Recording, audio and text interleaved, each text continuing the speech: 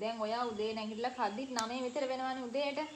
අපි උදේ 8ට විතර නැගිටලා 8:00 වෙද්දි ගෙදරින් ගියා නම් අතන රොටි දන්සලෙන් උදේට කන්න පුළුවන්. ඊට පස්සේ එතනින් කාලා තව එහා පාරෙත් දන්සලක් තියෙනවා. මොනවද කියලා මතක නැහැ. එතනිනුත් කෑවනම් උදේට ආයෙ ගෙදර ඇවිල්ලා බත් කණ්ඩායි ආයෙ කරන්න ඕනේ නැහැනේ. ඒක උදේට හරි. ඊට පස්සේ ගෙදර ඇවිල්ලා ඉඳලා අපි ආයෙ යමු 1:00 වගේ වෙද්දි අතන අපේ පල්ලිය පාසෙද්දි තියෙනවා අර ඇතුලේ දකුණට තියෙන පාරේ බත් දන්සලක් තියෙනවා. ඒතර බැනර් එකක් දාලා තිබ්බේ.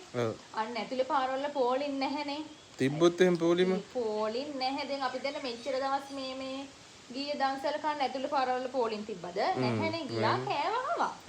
ඒ වගේ 1:00 ටයිම් එකට ගියාලා එතනින් බත් කාලා ඊට පස්සේ දෙකට මෙතන මේ කඩ සෙට් එකේ අර එතන බිල්ඩින් එක තියෙන්නේ. එතන දාන අයිස්ක්‍රීම් දන්සලක් තියෙනවා දෙකට. එතනින් අයිස්ක්‍රීම් කාලා ගෙදර එමු. ඊට පස්සේ ආපහු අපි දෙන්න 4ට විතර 4ට තියෙනවා අතන මේ හලාවද පාරට යද්දි එතන මේ රොටිය දන්සලා.